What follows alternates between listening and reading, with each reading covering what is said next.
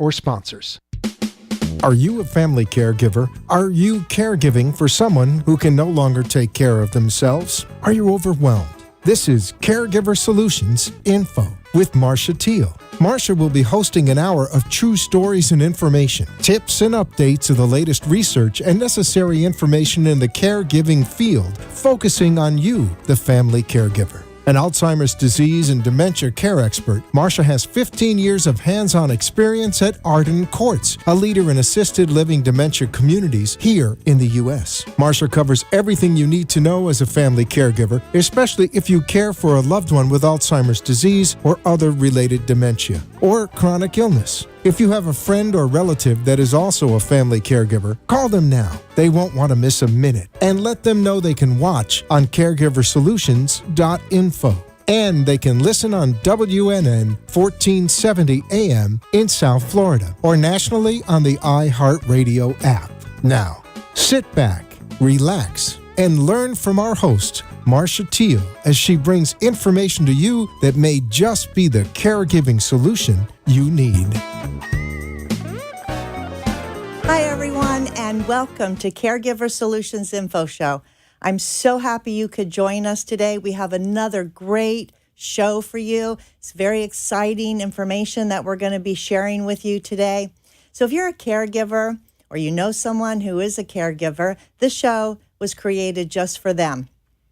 We interview experts in their field, including elder law attorneys, doctors, geriatric care managers, all kinds of topics related to caregiving and especially related to dementia, all kinds of dementia.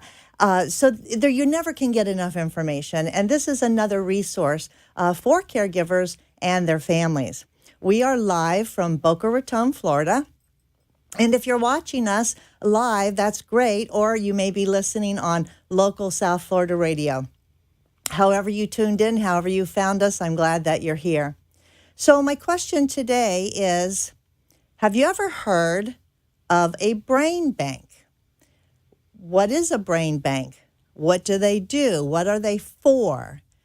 And our guests today are going to be talking about that and lots more. And it's so exciting because, you know, I work with a lot of caregivers over all the years, 18 years that I've been helping caregivers. And a lot of them don't even know there is such a thing as a brain bank. And a lot of caregivers sometimes wonder how can they help, or family members wonder how can they help try to find a cure for Alzheimer's, for instance. Well, our guests today are going to be sharing a lot of exciting information, and hopefully we're going to be talking about how the future of medicine is changing because of the existence of brain banks. So I want to let you know that we're going to be talking to Dr. William Scott and Melanie Hardigree, and they're both from the University of the Miami Brain Bank, obviously in Miami. And Melanie is the Associate Director of Operations, University of Miami Brain Endowment Bank, Miller School of Medicine. She is responsible for the day-to-day operations, such as donor registration and biorepository management. And we're going to find out what that means. She has a bachelor's degree of science from the University of Florida, and she has a lot of great experience in this field. Dr. William Scott, PhD, is Executive Director of the Brain Endowment Bank at the University of Miami Miller School of Medicine. He's also a professor and vice chair for education and training in the Dr. John McDonald Foundation, Department of Human Genetics, and professor of public health sciences. Dr. Scott's research focuses on the identification of gene and environmental interactions that influence risk of complex diseases. Dr. Scott is also one of 3 principal investigators in a multi-center study for Alzheimer's disease in the Amish communities of Indiana and Ohio. He also is investigating genetic influences on the progression of symptoms and response of treatment in age-related macular degeneration. Other research by Dr. Scott examines genetic factors underlying healthy longevity, what we would say successful aging, in the Amish, Parkinson's disease, primary open-angle glaucoma, genetic susceptibility to TB, HIV, fungal sepsis, and more.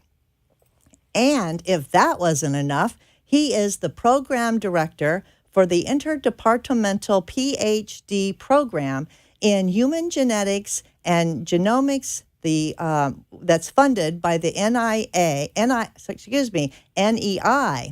and this is funded for ocular computational genomics training program and the Master of Science in the Genomic Medicine program. So this is really great. We have experts here that they are going to share with us all of the exciting news that's happening, how you can get involved if you wish to, and why we should know about a brain bank. So we're going to take a quick commercial break, and when we come back, you'll be hearing from these two very impressive people.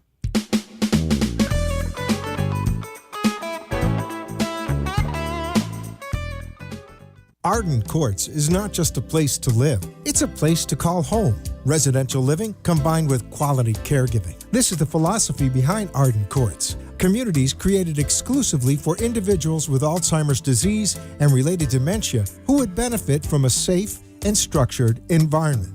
For additional information about any of the unique services Arden Courts provides, call 888-478-2410 to locate a community nearest you. Inquire about our educational seminars, resource library, or support groups, or simply feel free to ask questions you may have about Alzheimer's and related dementias. At Arden Courts, we know, we understand, and we can help because memory care is all we do.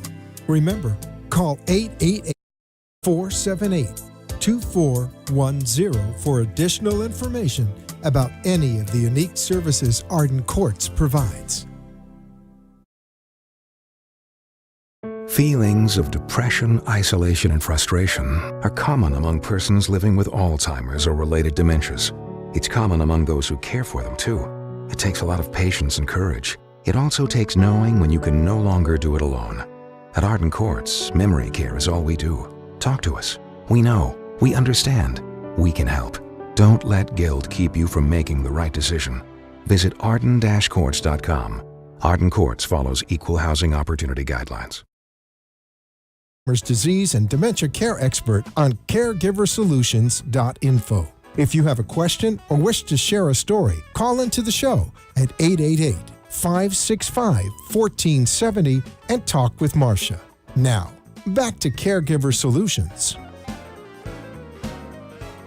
We're back, and today we're going to be talking about the brain and a brain bank.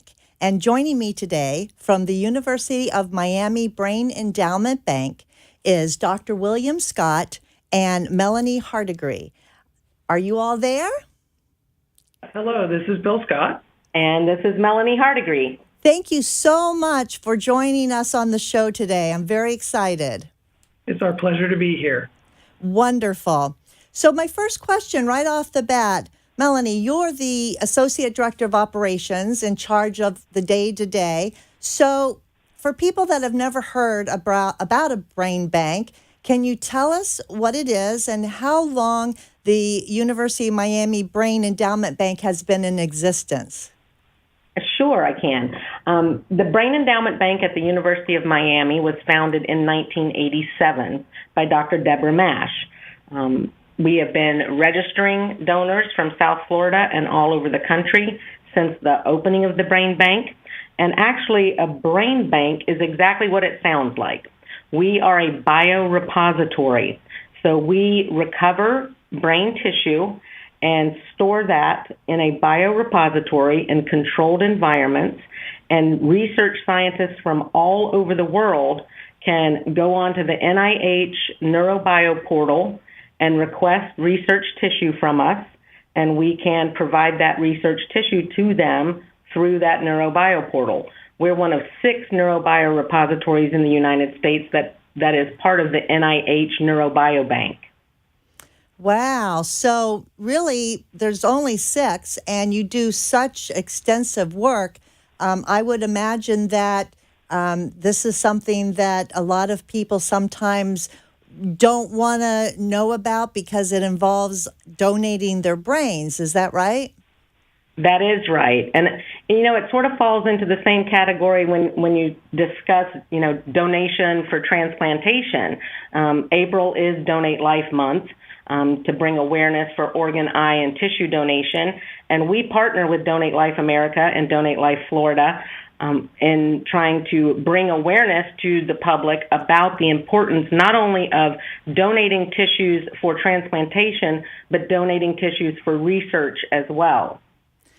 I think that's really key what you said is education because, I'm in the field of caregiving, Alzheimer's disease for the last 18 years, and I talk with thousands of caregivers, and it just seems like as much education as we think there is out there, there's always more, or there's caregivers that somehow just don't get it and can't get to it or don't know about it. So I think education is the key to helping caregivers with all the decisions that they have, including obviously this end of life decision that they may incur. So I'm excited that you're here to talk more about it and all of the ins and outs and the how-tos and all of that.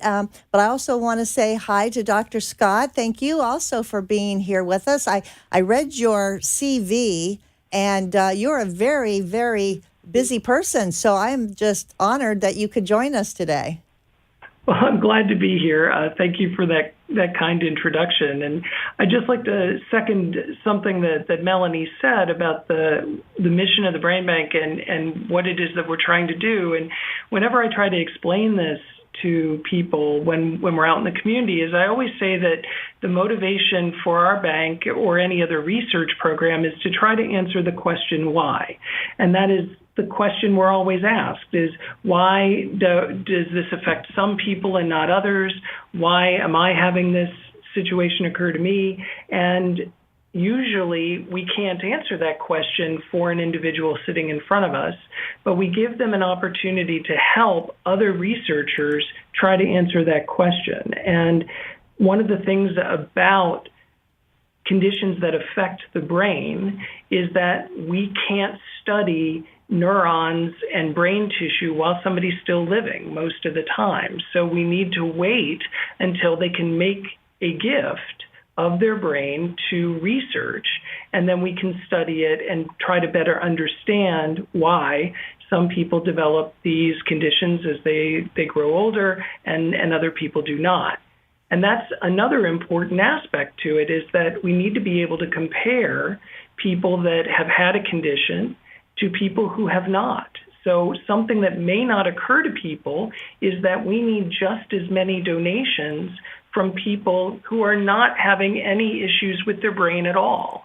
So one of the things that we try to educate people about and make people aware of is the need for normal, neurologically normal brains to use as comparisons in our experiments. And so those are two things that are really important. And the end game for all of this is to try to support researchers with the material that they need in order to make discoveries that hopefully will help people with conditions of the brain. Wow, I'm really glad that you brought that up, Doctor, because people don't think about healthy brains being donated. They, are aware that maybe you want to study somebody's brain who had some form of dementia, Alzheimer's or vascular dementia, and just, some of these other diseases like Lewy bodies and things like that. But if you think about it, hard enough, it's like, yeah, you do need comparison. And so this is really a way for people who want to do something, who feel sometimes that they're at a loss because they can't contribute except for maybe some time and some money making donations to their charities and advancing some of the awareness, but in the end they can make a huge difference because, like you said, without the material, without the tissue, without the brain, the healthy and the unhealthy, it would be futile for us to hope for a cure, right? That's right. And in fact, the most common group of people that are motivated to make a gift of normal brain tissue are people who have had a role caring for somebody that they love that had a disease of the brain. So for many years, I ran a program that was based within our Parkinson's Disease Research Center here at the university, and it was not uncommon to have a husband and wife or a couple of some kind where one was affected by Parkinson's disease and the other was not, decide to both make the gifts together.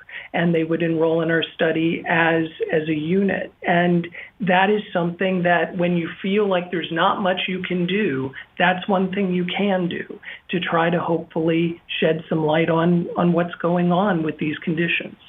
Wow, that's awesome. So, Melanie, you're in charge of the day-to-day, including donor registration. And when someone renews their driver's license, for instance, you're asked if you want to be an organ donor, and if yes, they put it on your driver's license. Does that work the same way for your brain? I wish that it did. Let me explain a little bit about that, Donate Life registration, because unfortunately, there is a great need for organ donors, and that's why we push to have as many people as possible register on Donate Life. But I think what people don't understand is why there's such a great need. So I would like to explain that to people in a language that they can understand. When you register to be an organ donor, you are hoping that should something happen to you, you would be able to save the life of someone else by donating a kidney or heart or lungs or all of the above. Most of us will never have that opportunity. And the reason we'll never have that opportunity, even though we're registered to be an organ donor, is because in order to be an organ donor, you must have suffered some type of catastrophic event where you've been declared brain dead and are being kept alive by mechanical means. In other words, you're on life support. Your organs are still being perfused. Oxygen is still being, oxygenated, is still going through your body, but you are not technically alive. That is the point at which we go in with organ donation and speak to families and check the donor registry through Donate Life and see if someone is registered to be an organ donor. That's the reason that there's such a need, because not many of us get that opportunity. And so even though we have millions of people registered to be an organ donor, we're still very, it's still very high in demand for all of these organs to meet the needs of all the people that are on waiting lists. With tissue donation after cardiac death, there's a much greater incidence of people actually being able to become donors. And that's because most of us suffer a cardiac event and die very quickly. Most of us will die, almost instantaneously. We won't be kept alive by mechanical means.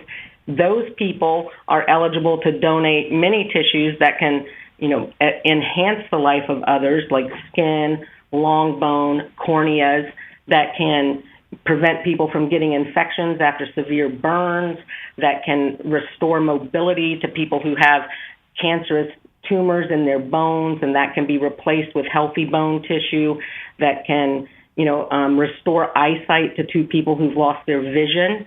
So everyone understands the whole concept of organ, eye, and tissue donation, and when you register with Donate Life, there's a caveat that's on that registration of where you can opt out of research, or you can opt out, you can even go in and specify, I only want to donate my heart, nothing else, or I only want to donate my corneas, nothing else. Luckily, very few people do that. Most people register to give any and all needed organs or tissues for transplantation and or research.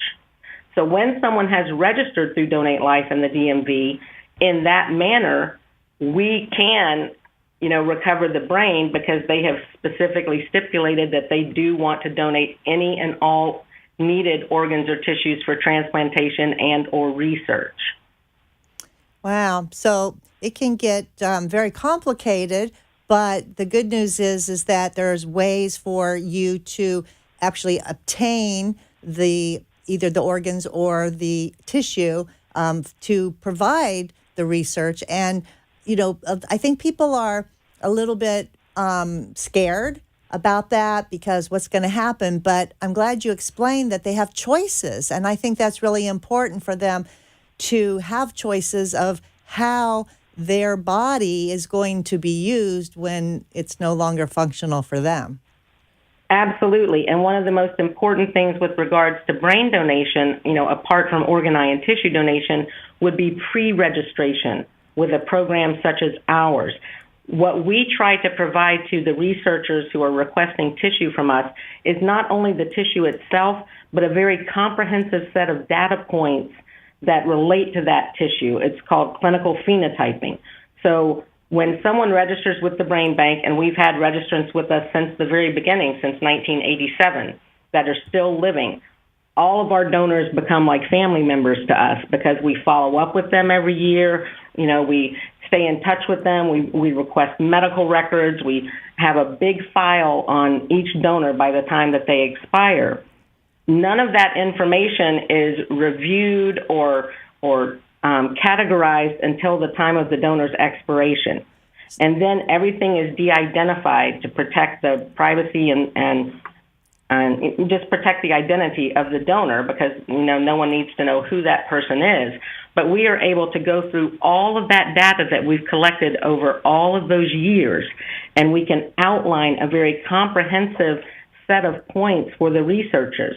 So if a researcher contacts us and says, we need amygdalas, a little part of the brain that they want to study from 30 Parkinson's disease donors, as well as 30 age-matched controls, and we want people who were on estrogen therapy or who were exposed to pesticides during their life or who were smokers, we are able to go through all of those data points and pick out those cases that can meet those needs of those researchers. Wow. So every bit of information is, in a way, put in a little file, like categorized.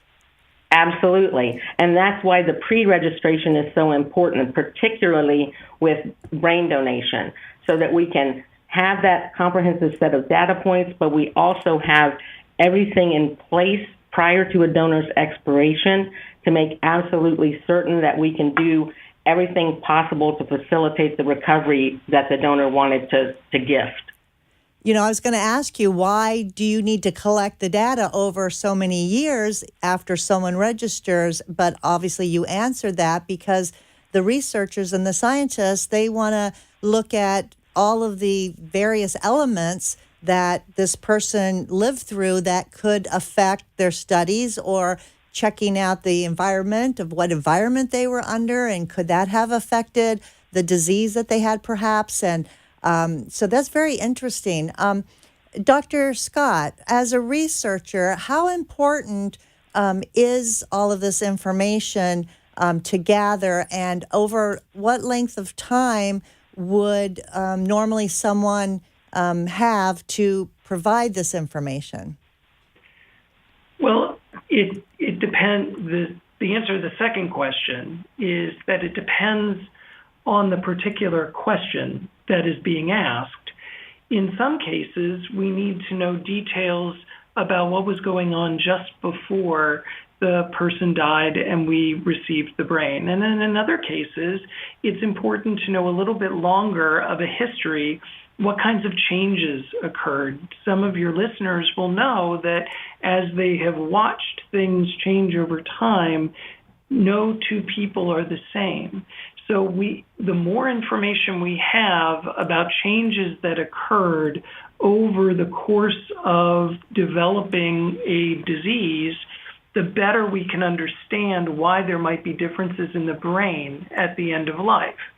And if we are able to connect certain changes in the brain to certain changes while someone's still living in their behavior or in their ability to do things, then we might be able to understand a little bit about what's causing those symptoms, and we might be able to design ways of addressing those symptoms, either through better therapies that we would use, different drugs to treat, develop drugs against certain types of pathology in the brain, or maybe even just devise other kinds of ways of providing services or resources to help deal with some of those symptoms. So that's a rather long answer to a question that I usually answer with, I will take as much data as people are willing to give me over as long a period of time as I can get it, because the more information I have, the more questions I can ask. Gotcha. Is there any reason a brain would not be accepted? There are a couple of different reasons. One is, as Melanie was talking about, depending on what is happening at the very end of life, there are certain things which mean that we cannot retrieve the brain. So if somebody has a very severe infection, for example, we may not be able to take the donation because that would compromise the quality of the brain tissue in a way that we can't then use it in the lab in the same way. And one of the things we always want to have in mind is if we are asking somebody to give us a gift of their brain, we need to make sure that we can use it. And so if there are things that indicate we might not be able to use the gift, then we will tell people that we can't accept their donation. But in general, if they have a condition that we are studying, and if they meet the enrollment criteria, there are a couple of other reasons that we might not accept a brain, such as, like I said, the infection or other kinds of history. I think Melanie's telling me. Right, at the time of death, if they have suffered an event that involves head trauma, we cannot recover the brain. If they have had a major cerebral hemorrhage as part of their the cause of death, we won't be able to do a recovery in that instance. And of course, we can't recover someone who has an infectious disease such as HIV or hepatitis B, and that's to protect not only the people in the lab itself, but to protect everyone from possibly coming into contact during a recovery. Yes, of course. Well, this is so fascinating. I'm just thrilled to have you all here to share this important information. And we're going to take a quick break. And when we come back, we're going to hear more from Melanie Hardegree and Dr. Bill Scott from the University of Miami Brain Endowment Bank. So stay with us. We'll be right back.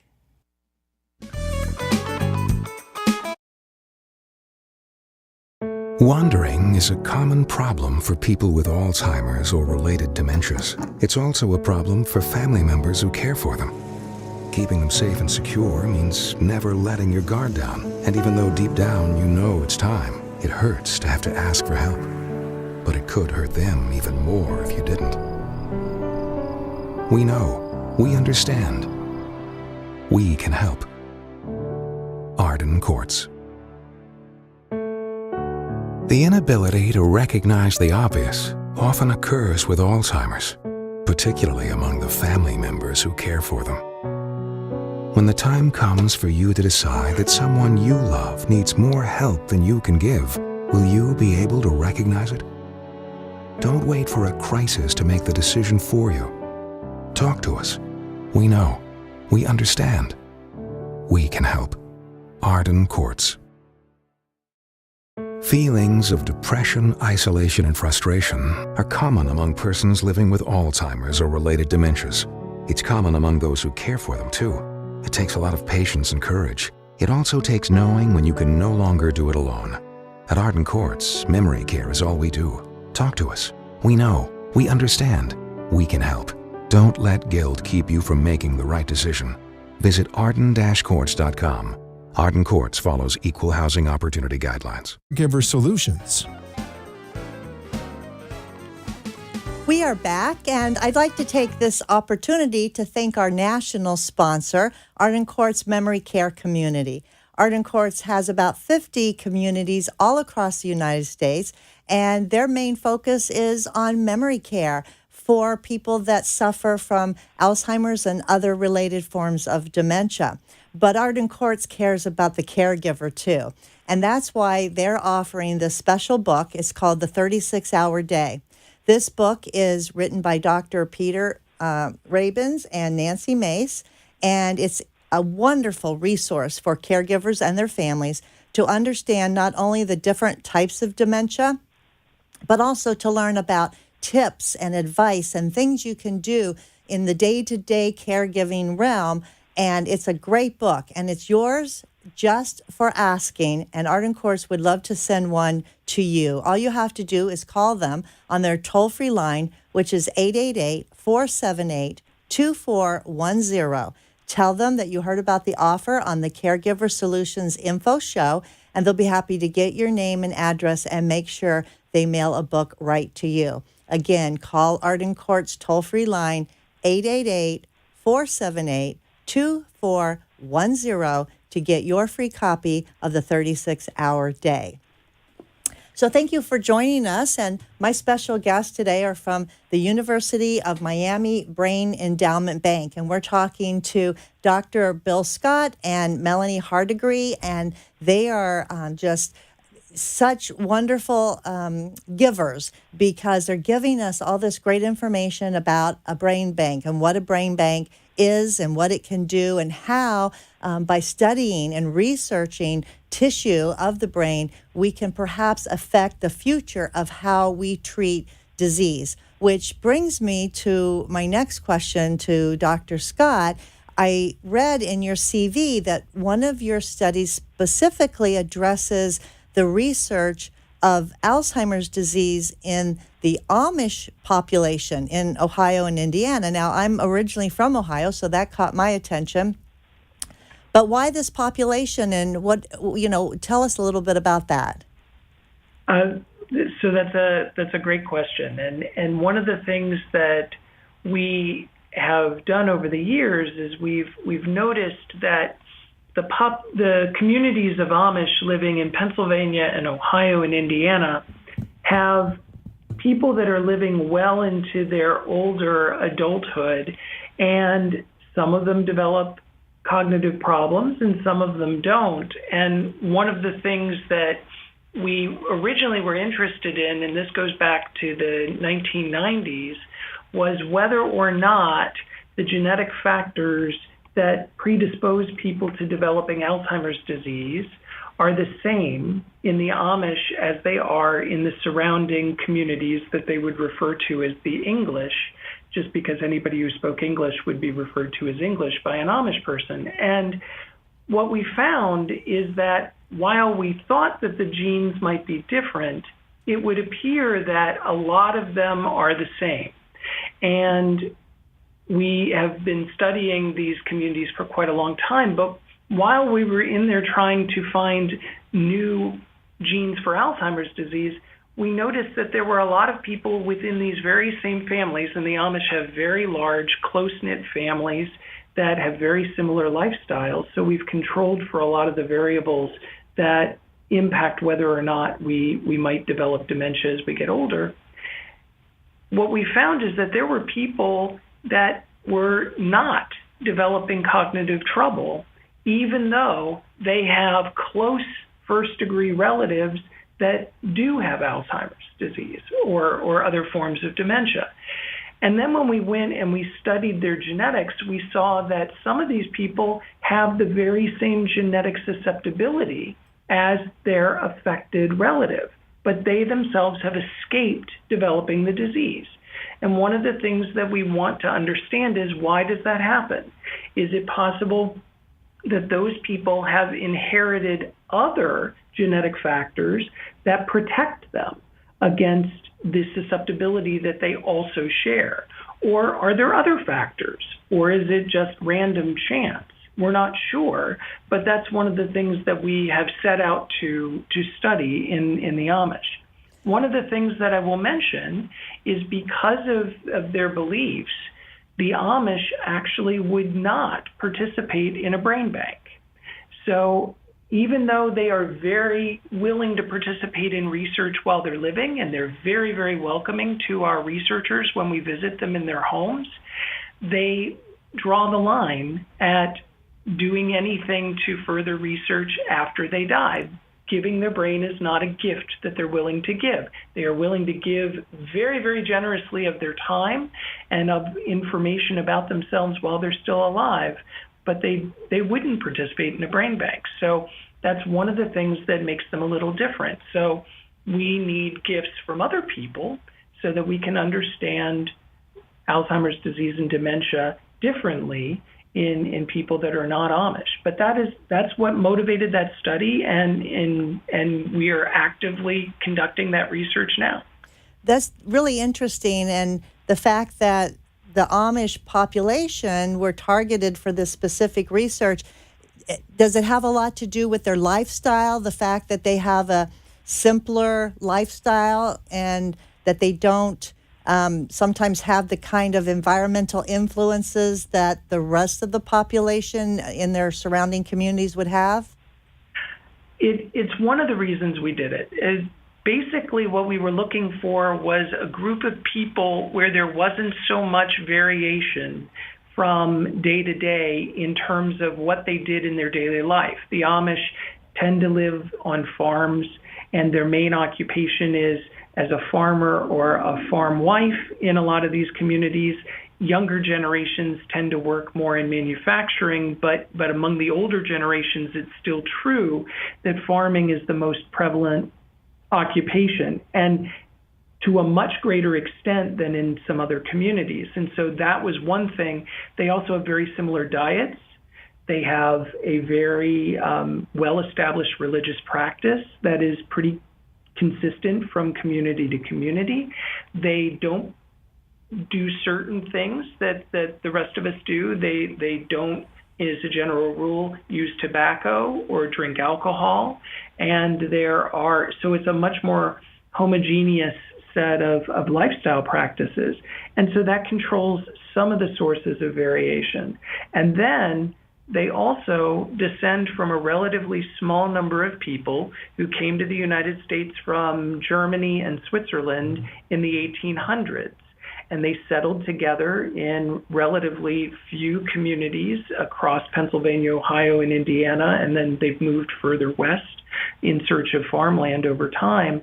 And so they've had very large families descended from a rather small group of people, and that means that the number of genetic factors that we're likely to find in those communities may be smaller than in the rest of the population. So in a couple of different ways, we think that studying the Amish might have simplified the problem a little bit. And that's why we focused our research on them to complement some of the research that we're doing in other groups of people in the United States that descend from similar groups of Europeans. Well, I'm so glad that they're participating in that part of the research, and I wish you much success in that. Thank you.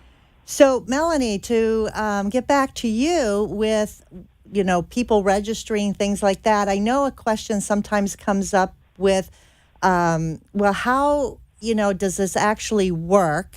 I'll register, I'll go through, all of the questionnaires, I'll do all of the paperwork, I'll do the health updates. But when it comes time to that day where they need to donate the brain, they're pretty worried or maybe confused about how that were to happen and how it might impact the family's funeral arrangements. Can you talk a little bit about that? Absolutely. That's a very good question.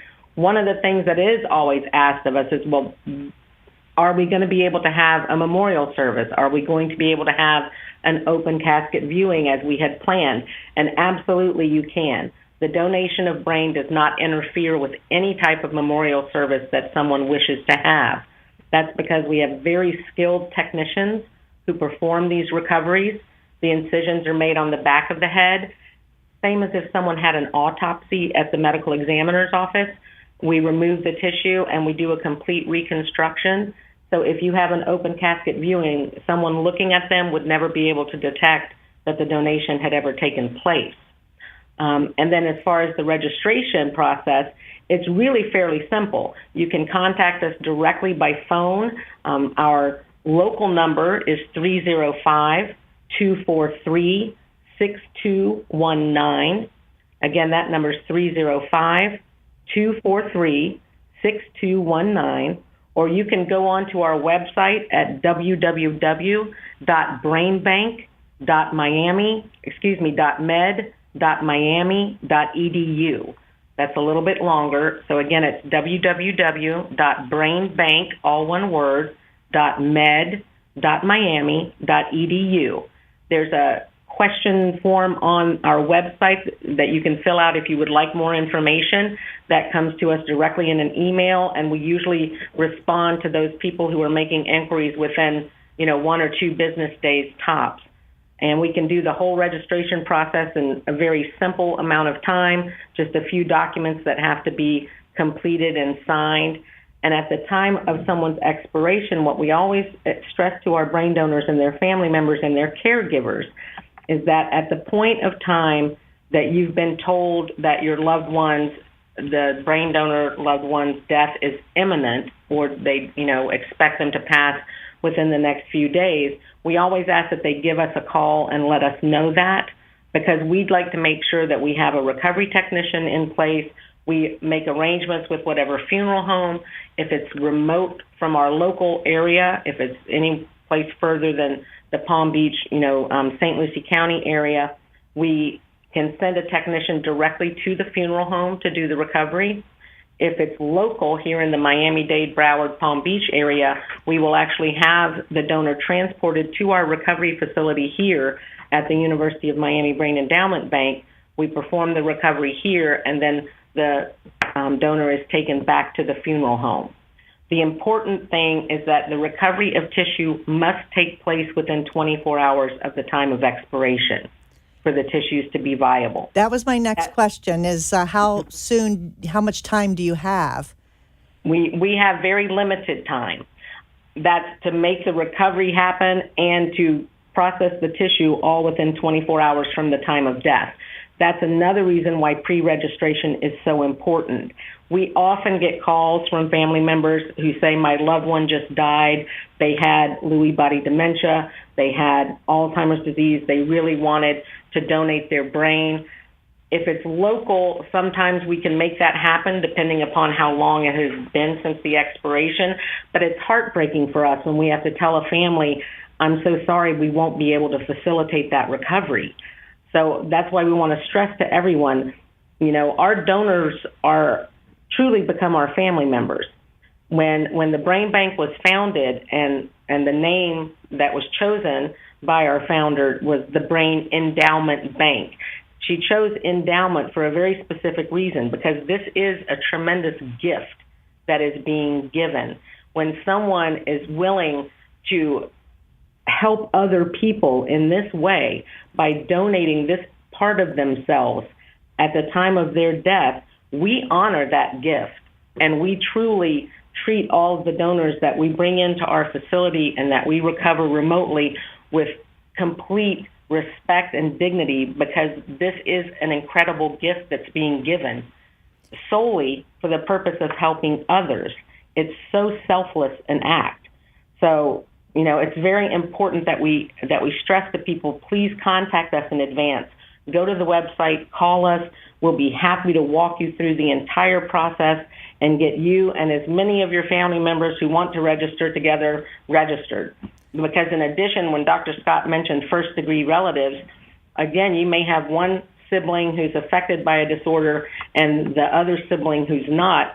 Scientists often like to study first-degree relative tissues if they're available. Yes, very important. One more question, Melanie, for you before we go to last break. Does it cost anything for a family to participate? Absolutely not. We are a nonprofit organization, but we are funded through the National Institutes of Health and endowments from various, generous people who want to help us in our quest and our mission. But the family has no expense whatsoever. We take care of all costs of the recovery. We take care of all costs for transport. The only thing that the family members are still responsible for, of course, is the actual final disposition. If the donor is going to be buried or cremated, whatever their final disposition is going to be. But there is absolutely no cost involved in any aspect with regards to the registering and donation of brain. Great, great. Well, we're going to take our last break, and when we come back, I'm going to be asking Dr. Scott to tell us about any medical advances that the scientists and the researchers have been able to find since the development and the initiation of brain banks. So stay tuned. We'll be right back with that answer.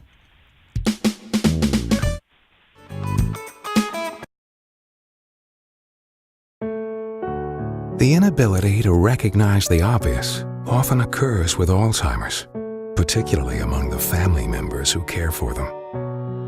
When the time comes for you to decide that someone you love needs more help than you can give, will you be able to recognize it? Don't wait for a crisis to make the decision for you. Talk to us. We know.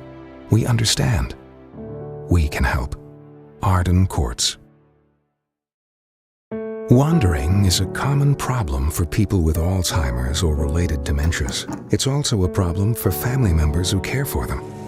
Keeping them safe and secure means never letting your guard down. And even though deep down you know it's time, it hurts to have to ask for help. But it could hurt them even more if you didn't. We know. We understand. We can help. Arden Courts. Being unable to recognize the obvious often occurs with Alzheimer's or related dementias, even among their caregivers. When the time comes for you to decide that someone you love needs more help than you can give, will you be able to recognize it? Don't wait for a crisis to make the decision for you. Talk to Arden Courts. Memory care is all we do. We know. We understand. We can help. To learn more, visit arden-courts.com. Arden Courts follows equal housing opportunity guidelines. Information about any of the unique services Arden Courts provides. You are listening to your host, Marcia Teal, an Alzheimer's disease and dementia care expert on CareGiverSolutions.info. If you have a question or wish to share a story, call into the show at 888-565-1470 and talk with Marcia. Now, back to Caregiver Solutions. We're back, and I'm talking today to two awesome people from the University of Miami Brain Endowment Bank at the Miller School of Medicine. We have Dr. Bill Scott and we have Melanie Hardigree, and they've been sharing about a brain bank and what it is, and specifically about the Brain Endowment Bank in Miami. And this is great news that people can participate. They can help with hope, which leads me, Dr. Scott, to my next question for you. What advances in medicine, if any, have occurred by researching on human brains? Well, I have two stories, one old and one new. And the old story that is an example of what a brain bank can do is that we've known for a very long time that one of the proteins that builds up in the brains of people that develop Alzheimer's disease is something called beta amyloid. It's a sticky protein. It forms aggregates in the brain, and we don't really know why and what it's doing there, but we knew that that was a feature for a very long time, and it's been described by neuropathologists for decades. What we didn't know until the 1980s was that people that have an early onset form of Alzheimer's disease that tends to segregate in each generation in the family in a way that looks like a dominant genetic mutation, they carry a mutation in a gene called APP. And APP codes for the protein that is beta amyloid. So knowing something about the pathology of Alzheimer's disease, and the only way we knew this is from studying the brains of people that had had Alzheimer's disease, we knew that there was the buildup of this protein. And then much later, that knowledge helped people that were doing genetic studies figure out that when you have a misspelling in the code for the gene that makes the amyloid protein, you wind up with a bad protein that can cause an early form of Alzheimer's disease. So that's the old story. The new story is one that just took place a couple of years ago. I was part of a large-scale study of Parkinson's disease, and we had been looking for genetic factors for a long time by studying thousands of people that had Parkinson's disease and were living with a diagnosis of Parkinson's disease and comparing them to people that did not have a diagnosis of Parkinson's disease. And when we did this very, very large study, we found a whole bunch of places in the human genome that we thought were more commonly different in people with Parkinson's disease compared to people without. But then we did a study where we compared the people that had had Parkinson's disease and donated their brains. So we knew for sure that they had certain changes in their brain. And we compared them to a group of people who had donated their brains even though they had not been affected by any neurologic disease. And when we did that study, we found that there was an area of the human genome that was very different in those two groups of people, and we had never seen it before. So it was a new discovery that we were able to make only because we had access to large numbers of brain tissues that had been donated by people with Parkinson's and people without Parkinson's disease.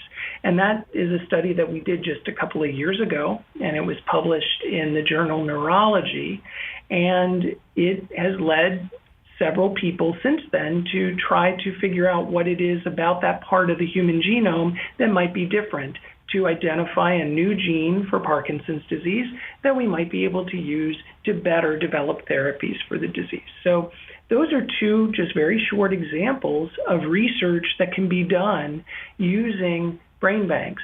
And there are many, many other examples in the literature. So I can't say that we have definitely cured anybody of anything, and we really try hard not to use that word because research is about better understanding things, and we hope that someday we'll be able to do something for people with disease. But what we have done is we've contributed pieces to the puzzle. It's all a very complicated puzzle, and the Brain Bank provides the tools for researchers to use to fill in part of the pieces.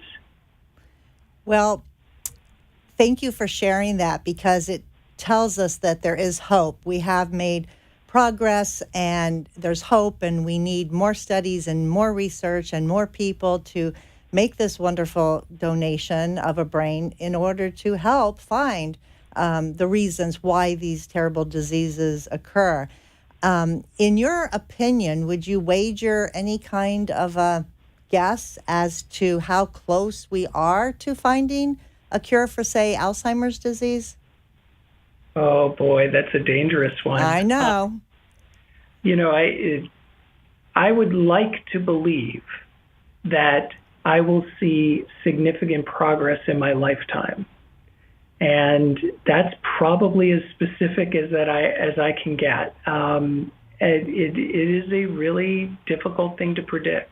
I think we're getting a lot closer, but every time we think we're within 5 years, it seems like the cure is 5 years away and always will be so. I'm more optimistic than that. Hopefully within the next couple of decades, we'll see some really, really strong progress.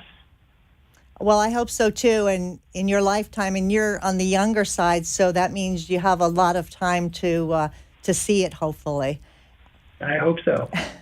I want to thank you both for being with us today on the Caregiver Solutions Info Show, sharing your expertise and knowledge about the brain and the brain bank and how we could participate. And Melanie, will you end the show by telling everyone again how to contact the Brain Bank in Miami so that they can get more information or perhaps register? Absolutely. And I would also like to stress that while I know that the Caregiver Show is focused primarily on caregivers who are taking care of people who suffer from different types of dementia. There are any number of neurological and psychiatric disorders that we desperately need tissues. So if you have family members or friends that are suffering from PTSD, we're working with the VA on a big PTSD study, Huntington's disease, PSP, schizophrenia, ALS, any types of those disorders or normal brain donors that want to register, we desperately need those tissues. Again, our local number where you can reach us to register is 305-243-6219, or you can call us toll free at 1-800-UM-BRAIN or 1-800-862-7246. Again, you can go to our website. You can visit the NIH Neurobiobank website as well, and that can link you to our brain bank. So there's any number of ways that you can reach us, but we really want to hear from you, and we hope that we've encouraged some of you to at least consider the possibility of registering to become a brain donor.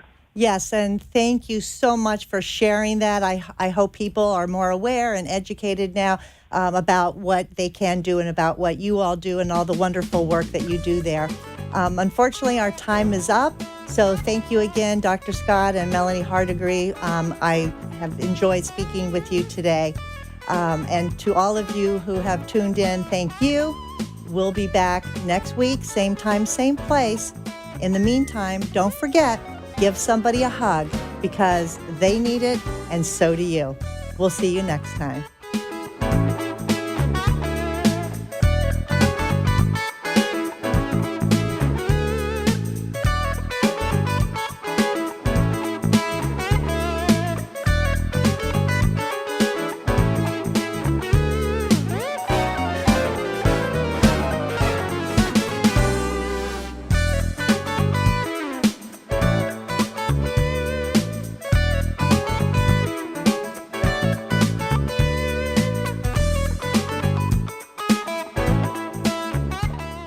Thanks for joining us for this week's Caregiver Solutions with Marcia Teal. Join us next week as Marcia, who has 15 years of Alzheimer's disease and dementia care experience, brings you more needed information to help with the care of your loved one. This show can be seen again on CareGiverSolutions.info, and questions can be left on the site, which may be used on the program to help others. See you next week for more Caregiver Solutions. The opinions expressed on the preceding sponsored program